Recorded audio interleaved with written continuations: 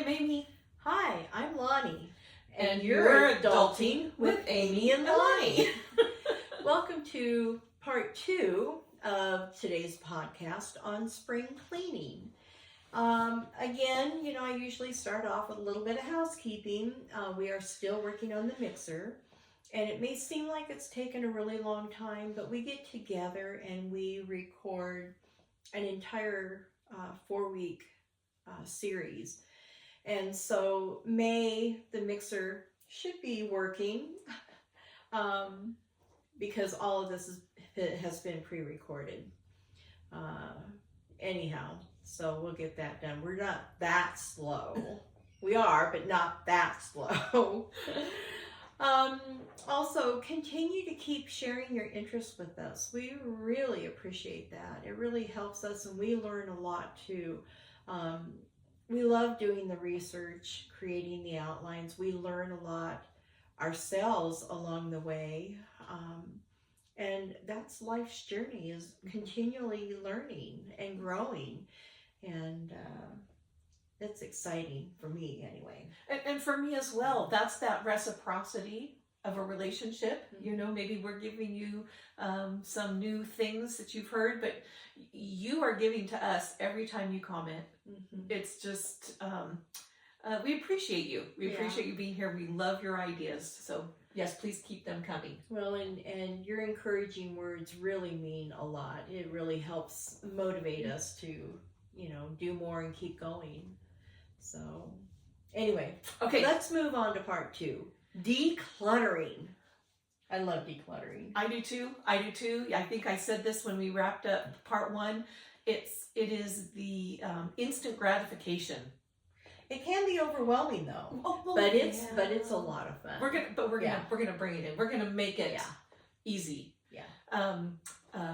When we were doing some research and because we like to find links for you, because as I said way back in our introduction, my genius is in knowing that I'm not a genius, but where to find the information. So we like to provide you resources so that you can go find your own information as well. And we discovered these quotes that are just wonderful. Marie Kondo, I think anybody who's into tidying and organizing has heard her name. This quote, I just loved it. Can I read it? Yeah, please. To truly cherish the things that are important to you, you must first discard those that have outlived their purpose. Yeah. And that changes with every season of your life. That changes. It does. And we talk about that a little bit when we start talking about some methods of decluttering and choosing those things. Do you want to read the other one? The other quote? Sure. Your constant inner dialogue distracts you from what is happening around you, right here, right now. It causes you to miss valuable experiences and sabotages the joy of the present moment. And, let me just put it another way. The more you have to manage and maintain and use your time and energy and resources. Is it worth it? Is it really worth it? Yeah, it'd be more fun to not have all this clutter that you have to take care of and maintain around you, and to be able and go hang out with, I love hanging out with my daughter and her friends, and the joy and laughter they bring. You experienced that in a previous video. But that's the only way you can really do that, is by decluttering. Simplify. That was the quote that Lonnie read was from S.J. Scott, and he really captures the essence of where we're trying to go with the cleaning and the decluttering, and that's that joy of the moment when you don't have the distraction and you don't have the exterior clutter that you're thinking about. I'm sitting here trying to enjoy the fireplace, but all I can see is all the junk mail that's sitting there, whatever that looks like. Clear it up. Enjoy your present moment. Okay. Cool. Diving in. We're gonna declutter, Lonnie. What's first? Well, you're gonna set your goals. Use the SMART goals. I'm trying to remember what it is. Help me out. Do you remember? Well, the bottom line is to be that it's it's specific, it's measurable, achievable. An R word, realistic. There you go. And the timing. Yeah. And so that's an acronym that's been used quite a bit. Yeah. But let me just start off with, when you're decluttering, you cannot organize clutter. Clutter is clutter. It cannot be organized. Piling things up. You've got things all spread out and you take it and you pile it up in this nice neat pile. Piling is not organizing. Hoarding. Anyhow, you want to do things that are achievable. So start small. You don't have to get your whole house done in one day. It doesn't happen that way. And I know that for a fact. I lived through it. It's taken me many years to finally get my bedroom, my bathroom, my dresser drawers, my closet, my living room, and my dining room. It's taken me many, many years of those targeted areas, getting them decluttered. And now it's more just a maintenance thing. Very easy. It flows so simple. Try to be specific. Pick a day. Be very specific. Yeah, and it doesn't have to be a whole day. Pick a time, just an amount of time. You got 10 minutes, like I mentioned a few videos ago. You got 10 minutes, open up a drawer, and what clutter can you get rid of? It doesn't have to be the whole thing at once. I'm telling you, for me, coming out of winter into spring, I'm overwhelmed with weeds, but I spend an hour on a specific day. I go out, pull what I have to. It doesn't wear me out. I'm not, overly tired or exhausted, or my muscles aren't really sore. I get a little bit accomplished at a time. And it gives me more confidence to get out there and do it again, because I'm seeing the results and how it's really working. And don't forget your confidence level when you're setting that goal. If I say I'm going to weed on Thursday at 3:30, and I'm going to weed for half an hour, on a scale of 1 to 5, how confident am I that I'm going to be able to meet that goal? And it needs to be at least a 4. And if it's not a 4, if you're looking at it's a 2 or a 3 because it's right after gym, reevaluate it. What do you need to change to be more confident that you'll be able to meet that goal? Well, maybe it's do it on Tuesday instead of right after the gym.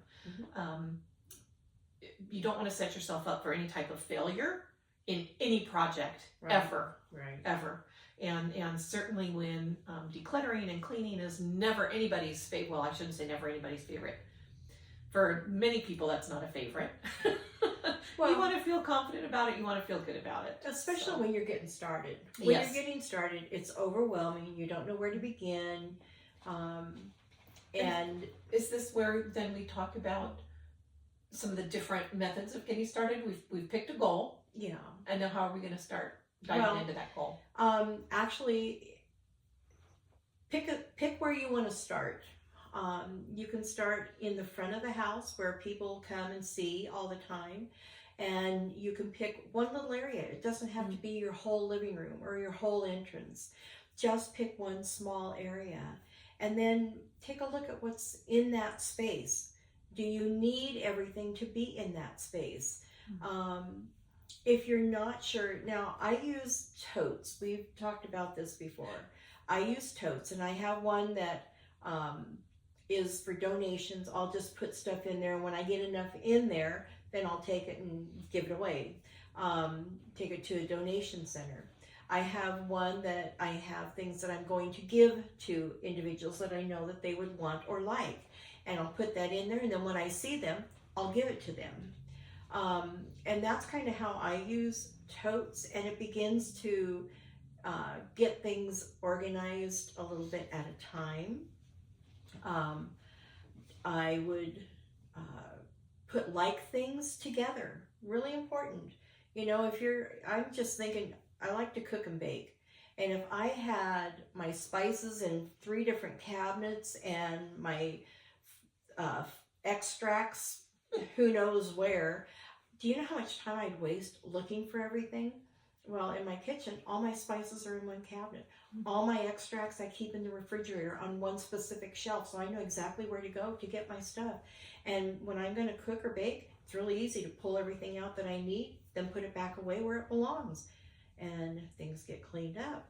So then when you do a deep clean, you have some options then because you already know like things are together, so you can do things like choosing one drawer cabinet at a time, or the one room at a time, or one file at a time. Paperwork is this whole own ball game, or even just setting a timer. We talked about that before in another one. You know, I have a half an hour right now where I feel a little restless.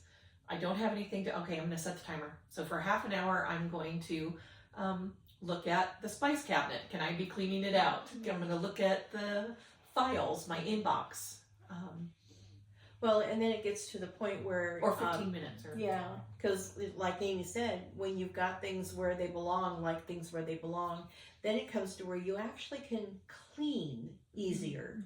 It's very easy to move those extracts. They're all to the same thing, all in one spot. Clean that shelf or on the refrigerator and put it back. Things stay cleaner that way. One of the things that, you know, Lonnie talked about using bins, and I call it the box method, where it's pretty simple. There's just some very simple categories.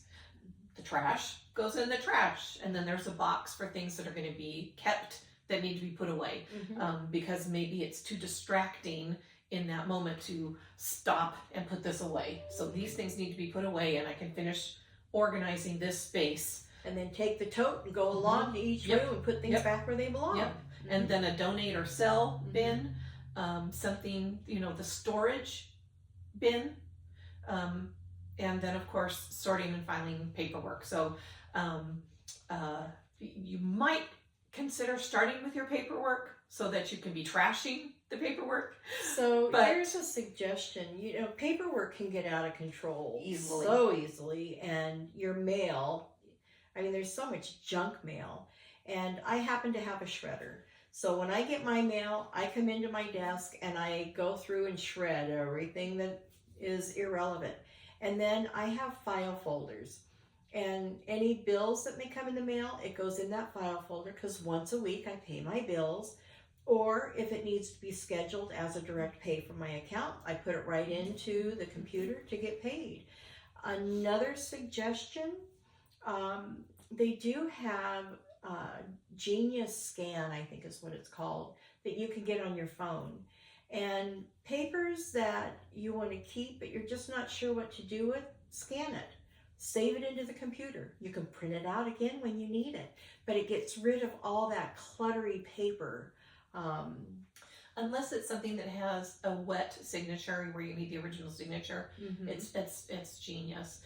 And when Lonnie and I were putting this together, one of the things that Lonnie mentioned, I just love this, was because I could be very guilty of this, I certainly was for a long time, and that is something about the bins. Oh, well, you know, don't go crazy about getting a bunch of organizers. But they're pretty. If you've got 30 bottles of lotion, don't go buy an organizer to store your 30 bottles of lotion. You know, you're just hanging on to more clutter. Give them away, donate them. Just getting bins and spending your hard-earned cash to get these nice little organizers are not necessarily the wisest thing to do. You need to determine if you need to get rid of stuff before you even get organizers. you need to get scaled down, because all you're doing is filling up more things with more clutter. You're organizing your hoard in very beautiful little containers, and we don't. Well, you can't organize clutter because There it you just, you know, There you you just go. can't organize clutter. There you go. So. Now I do, because I've now mentioned hoarding twice, and I do want to mention that that is a serious mental illness, and if you find that might be you, or that's somebody that you love, you can't force a decluttering. That requires some help from some professionals. That requires a different level of backup. So what we're really talking about is, you know, how can we do these things for ourselves when there's not necessarily any deep issue behind it. You know, and maybe you're just using boxes or leftover kitchen bags because you can't afford a bin or a box at all. Great, whatever that looks like for you. So, well, you know, and there is a little bit of hoarder in all of us, to be honest with you. You know, we hang on to things, you know, your parents pass, a sibling passes, and you hang on to things for sentimental reason. But is that really bringing you any value? And if you stop and think about, you know, I've got 2 kids, and is that going to bring value to them? Do either of them want it? Is it going to cause them more stress when I'm gone, having to go through and figure out what to do with this stuff? So, you know, it's a lot to think through, but those are different stages of organizing and decluttering. They are. And So, I'm laughing, not to take away from the seriousness of that, because we are of an age where we are thinking of some of those things. And the reason it makes me laugh is I love movies. I absolutely love movies. so do I. I collected movies. I say past tense because at one point I had over 700 VHS and DVD. And the joke was amongst my children, when I pass, it wasn't, well, I want them. It's, who's going to have to pitch all that? So I did, when I went through,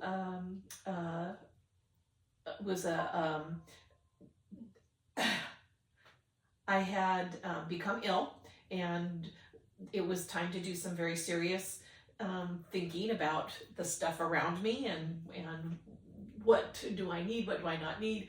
And that's where I started. I actually started with my precious movies and we gave them away. All I have left now is one little bookshelf of DVDs that I just can't part with. And all of my Godzilla movies, all of them, VHS, all of them. I kept those. Yeah, she's a huge Godzilla freak.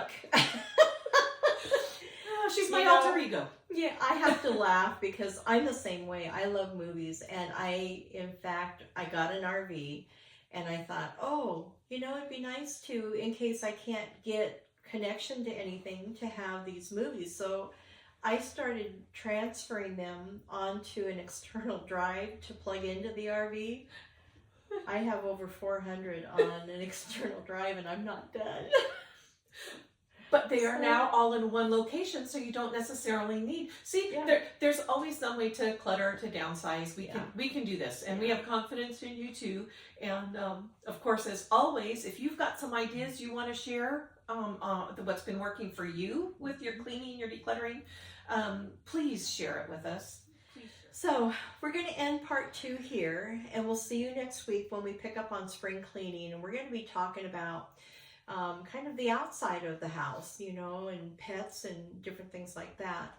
So until next week, have a fabulous week. And be well. Bye. Bye.